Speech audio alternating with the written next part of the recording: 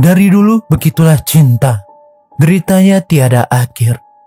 Mungkin puisi ini benar-benar cocok ya buat menggambarkan salah satu kisah ini ya lur.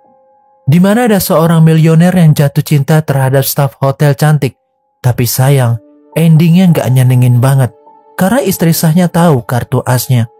Sebelum lanjut, ada berita penting banget nih lur.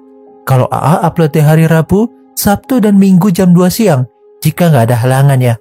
Dan jangan lupa like, share, subscribe, serta nyalain tombol lonceng notifikasi ke semuanya. Biar kalau ada video baru, kalian bakal termotivasi nih. Klik video AA yang suka gibah ini. Gak pakai lama, langsung aja kita gaskan ke case-nya.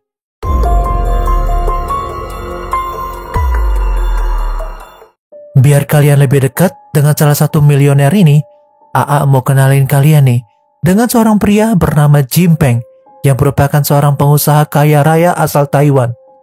Dia merupakan pemilik dari perusahaan Ranger Communication Inc. yang bergerak di bidang pembuatan komponen radio telekomunikasi yang berkiprah di era tahun 80-an dan 90-an. Produk dari Ranger Communication digunakan untuk kelengkapan mobil kepolisian yang membutuhkan radio pribadi sebagai sarana komunikasi dari kantor polisi kepada polisi yang berada di lapangan. Perusahaan itu pun berkembang pesat di Asia dan kemudian berhasil menembus pasar di Amerika Serikat.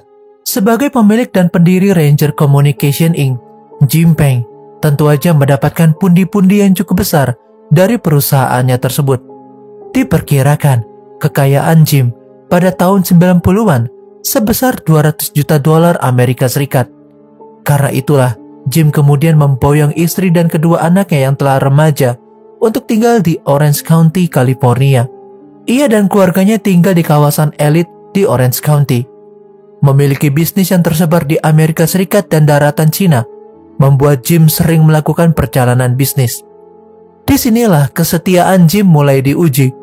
Jim memiliki istri yang telah dinikahinya selama 20 tahun bernama Lisa Peng. Lisa awalnya juga seorang wanita karir yang hanya ingin fokus untuk merawat anak dan suaminya. Oleh karena itu, ia meninggalkan karirnya dan menjadi ibu rumah tangga. Nggak ada hal yang menunjukkan bahwa rumah tangga Jim dan Lisa dalam masalah. Sampai akhirnya, Jim bertemu dengan Jennifer. Jim dan Jennifer bertemu pada tahun 1992 di salah satu hotel di Taiwan ketika Jim melakukan perjalanan bisnis. Kala itu, pada suatu acara yang diselenggarakan oleh hotel tempat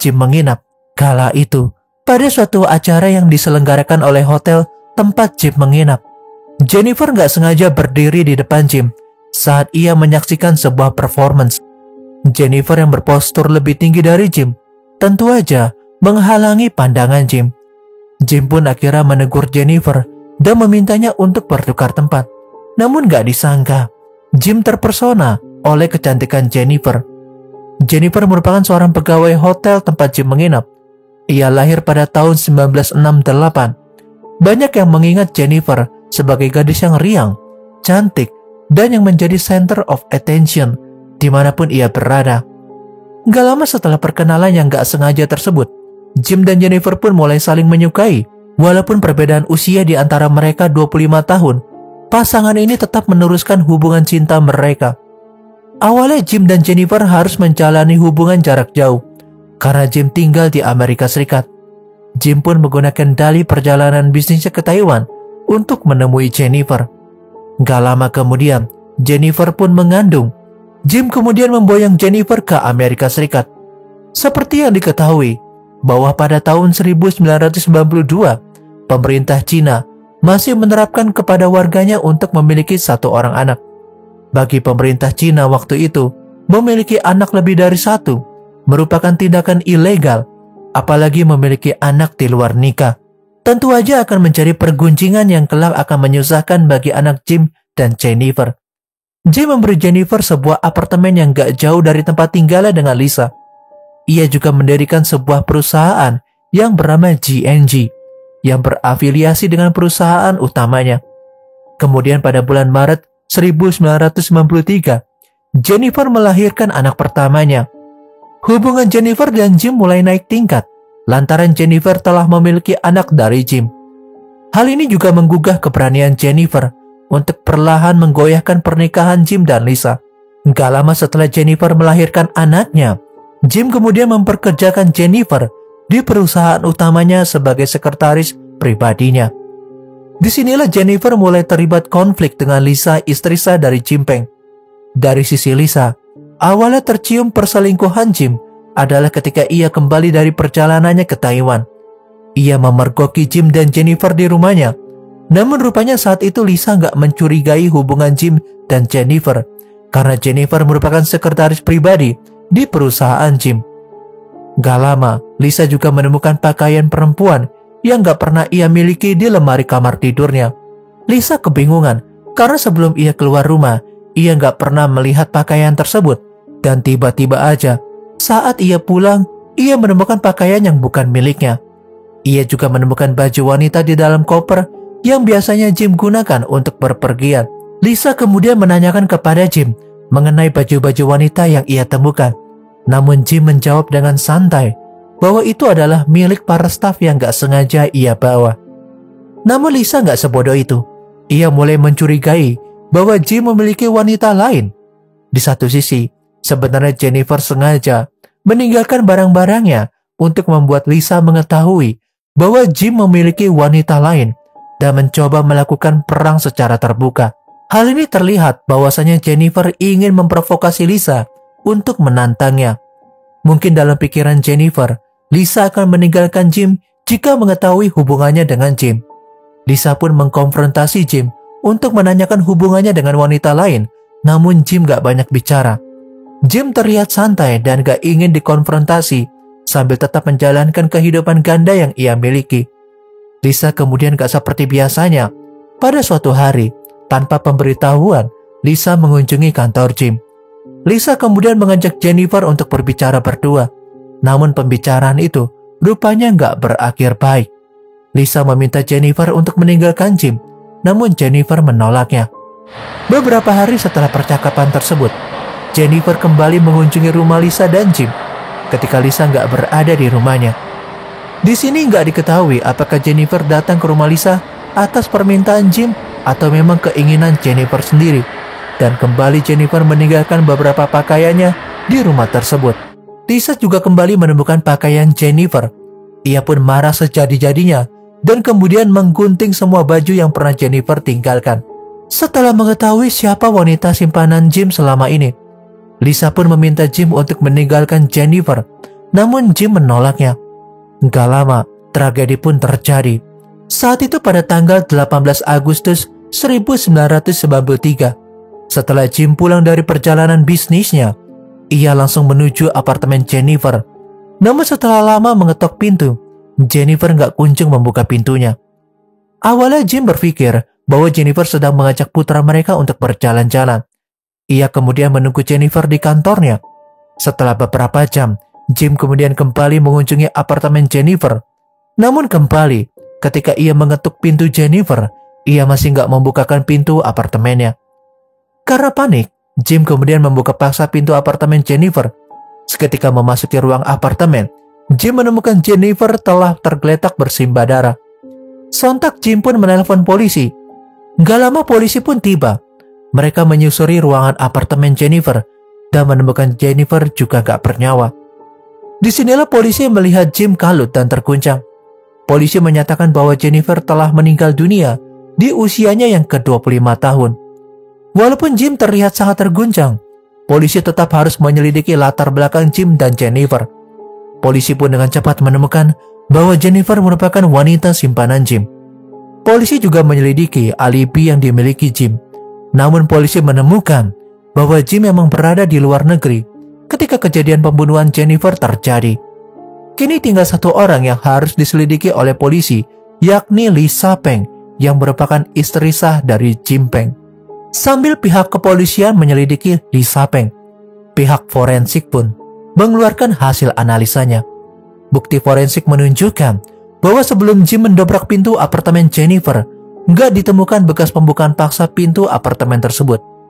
Hal ini membuktikan bahwa Jennifer lah yang membukakan pintu apartemennya. Kemungkinan besar, Jennifer mengenal seseorang yang diduga tersangka. Lalu bukti otopsi menunjukkan bahwa Jennifer telah ditikam sebanyak 18 kali, sedangkan anak Jennifer meninggal karena kehabisan nafas.